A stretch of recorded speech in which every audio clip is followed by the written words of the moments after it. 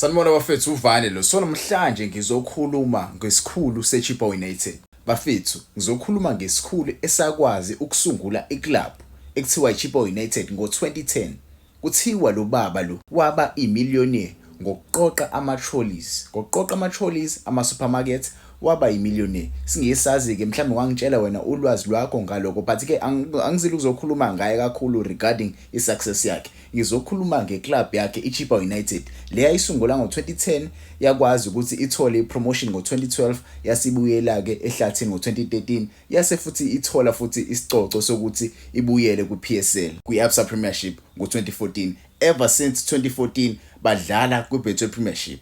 Ever since 2014. So ngizokhuluma ngendlela ayiphatha ngakhona iChippa United, ngendlela ahandlisha ngakhona izinto kwiChippa United. Ever since iChippa United yasungulwa ayikakaze ibe naso isicoco kwi-Betway Premiership. There are many clubs vela khona ku-Betway Premiership angakaze abe naso isicoco, but-ke angizile uzokhuluma ngoloko. Uma songibalele nje bangaki ocoach aseke abaxosha in the last 5 years.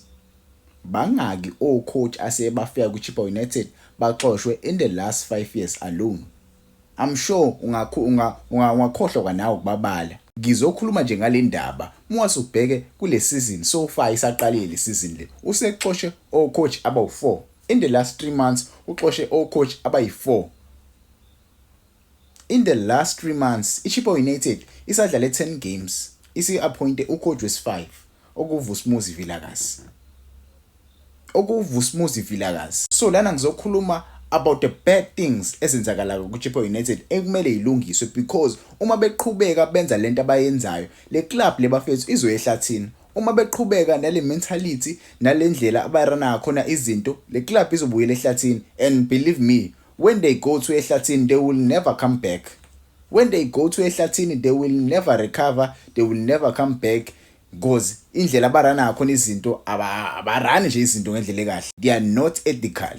Yabo, ngeke ungitshele mina ukuthi ungaxoshwa coach abawu4 in 3 months. Leyo nto leyo izobabuyisa emuva kakhulu mase baya ehlathini. So ngizobala izinto kumele bayilungise bangaze baya ehlathini. Ngizoqala nje ngale yokuqala, leyo kushintsha ocoach kakhulu. Leyo kushintsha nje ocoach kakhulu. Mina ngikhumbula kahle ke le season iqala le season kwakuba ucoach babe appointe uSinethemba Bhatela. uSinethemba Bhatela uyena owayecoach owaye-appointiwe ezoqala ke nje kahle nayo iclub. Njengoba ezoqala nje kahle nayo iclub mfethu uMtshita, he was the youngest coach. Ube nama resources, ube nayo iplan, ube usekasebenza noRolani Mgwena, uyazi ukuthi ibhola kumele kwenziwe njani ngebhola. But-ke kwaba khona izinto engabanga kahle between yena nesikhulu seChippa United with the sporting director yaso iChippa United. Kwakunabadlali uSinethemba Bhatela ayebafuna efuna ukubasayina iChippa United, iboard inabadlali ayefuna ukubaletha.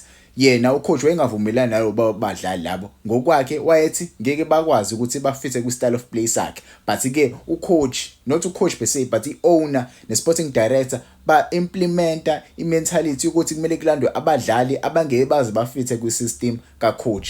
Lokho kwadala ukuthi uSinethemba Bhatela axoshwe. Kwase kwalandela bani? Musanyatama yena ngokwakhe I think wacoach igame eyodwa.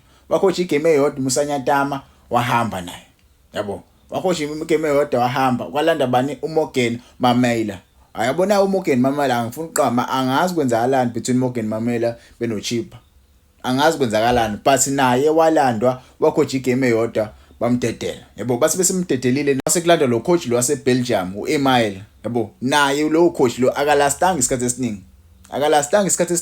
Naye bamkhomba indlela naye.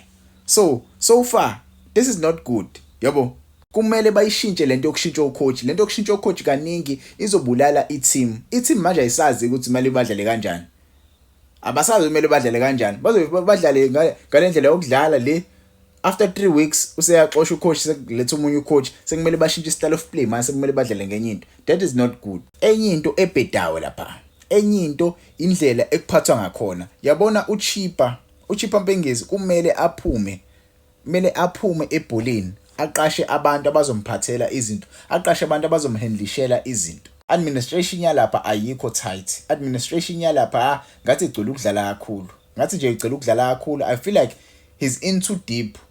Yabo, kuvele kumele abe in too deep but not in this way. Sometimes coach kumele banikeze isikhathi, yabo. Administration yalapha bafethu inako ungabakhokheli kahle abadlali. Mina ngikhumbula kahle bafethu kunomdlali la wathatha icala walisa kwiFIFA 3 years ago if I'm not mistaken. Wathatha icala walisa kwiFIFA. iChippa United nje isiphuma kuFIFA. Babeyibhenile because babehlulekile ukukhokhela umdlali. I think lowo mdlalo kokukwem if I'm not mistaken, but ke ungangikhumbuza ama comments. Kwakukwem.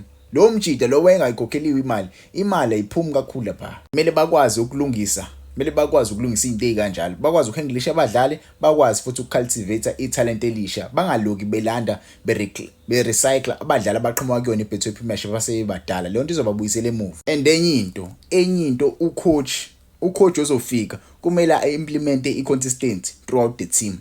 I-team ayikho kahle right now, njengoba bengekho consistent, abanayo i-back to back win. Mina ngangitshozi labajeti abazowenza ngcono ngosikhathi bedraw neMamelodi Sundowns saqala isizini. Ngayitshozi bazowenza ngcono, but ever since they have been very very very poor. They've been very poor. So they have to implement consistency throughout the team, bakwazi badlale kahle khona bezosurvive ku-Betway Premiership. This season uzoshuba impela.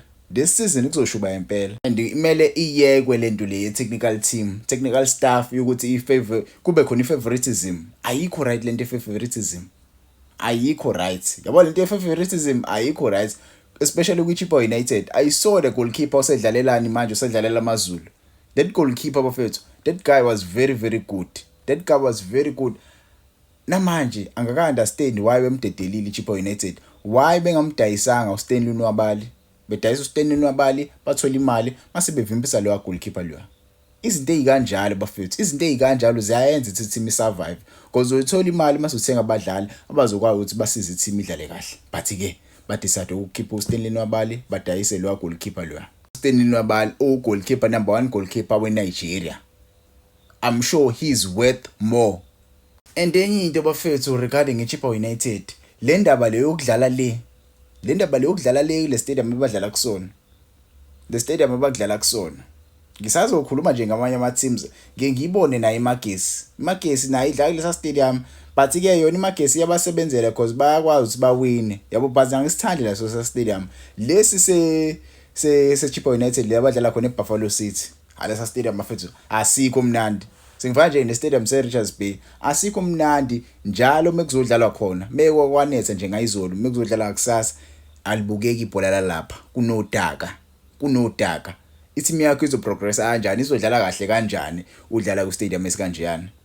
Lese uyodlala mhlambe ku-FNB Stadium, uyodlala e-FNB Stadium, uyodlala e-Orlando Stadium, uyodlala le kwamanye ama-club anama-pitches right. Abadlali bakho bazodlala kahle kanjani, sebejwayele phela i-mud football. Yabo, izinto ezikanjalo, you have to manage i-team, you have to look kwizinto. Izinto indlela ezenza ngakhona uChippa United azikho right. Chippa will get relegated mebeqhubeka ngale ndlela. They must fix these issues. Angiyithandi indlela